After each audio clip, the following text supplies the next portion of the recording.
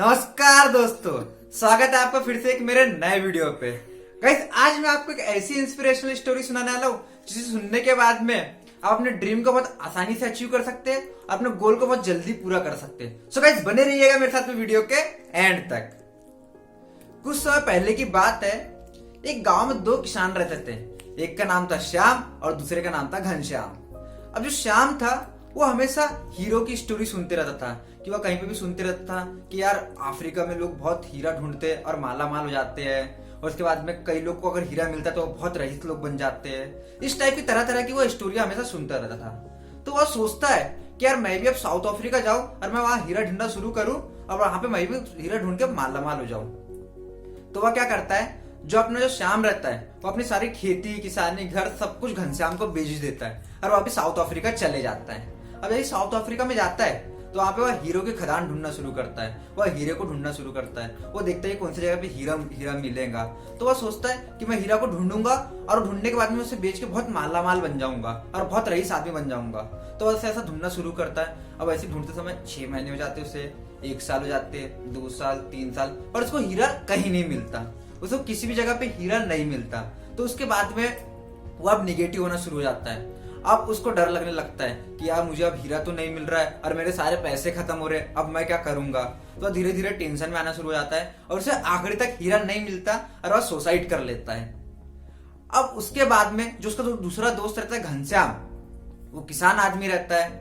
वह उसकी जो जमीन बेचा हुआ रहता है श्याम ने, वह जमीन पे वह खेती करते रहता है। अब जैसे खेती करते रहता है तो उसको बहुत जम के पानी प्यास लगती है और वह नदी की तरफ जाना शुरू करता है। अब जैसे वह खेत के साइड की जो नदी की तरफ जाना शुरू करता है तो अब नदी में जैसे पानी पीते रहता है तो उसकी नजर एक पत्थर पे जाती है। वो पत्थर बहुत चमकते हुए रहता है, उसमें सूरज की किरणें पड़ती रहती है और वह बहुत चमकते रहता है। तो चमकने के टाइम में वो सोचता है यार पत्थर तो बहुत अच्छा लग रहा है, मुझे बहुत अच्छा लग रहा, पर ये है क्या चीज, उसे कुछ समझ में नहीं आता। और वो पत्थर को उठाता है और अपने घर में ले जाके शोकेस में रख देता है।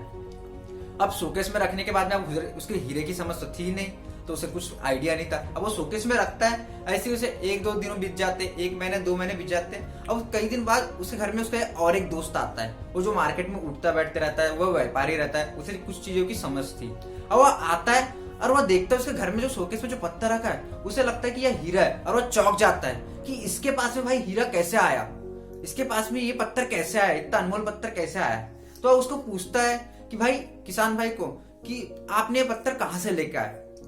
तब वह कहता है यार मुझे इसकी तो समझ है नहीं, पर मैंने जो अपने दोस्त श्याम की जो खेत खरीदा था उसमें मैंने जब फसल लगाई थी और मुझे पानी प्यास लगा तो मैं वहां पे गया और मुझे यह पत्थर मिला।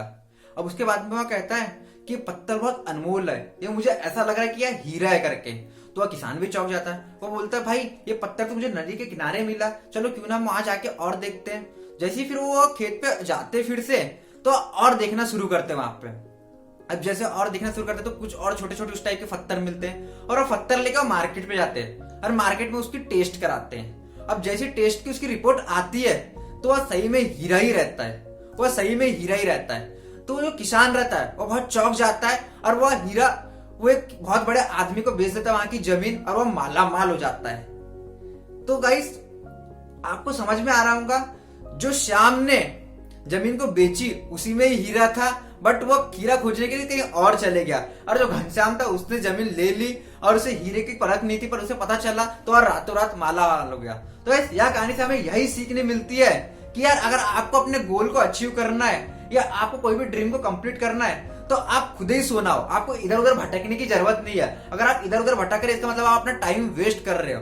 अगर आपको अपने गोल अचीव करना है तो जो आपका टाइम है वही सोना है, वही हीरा है। अगर आप उस पर इंप्लीमेंट करना शुरू करेंगे, अगर आज से अपने ड्रीम के रिगार्डिंग एक्शन लेना शुरू करेंगे तो आपको बहुत जल्दी रिजल्ट मिल जाएगा, आप बहुत जल्दी अपने गोल को अचीव कर सकते हैं। सो गाइस, यह कहानी से हमें यही सीख मिलती है। अगर आपको यह वीडियो अच्छी लगी हो तो इसे लाइक करें, शेयर करें और सब्सक्राइब करें।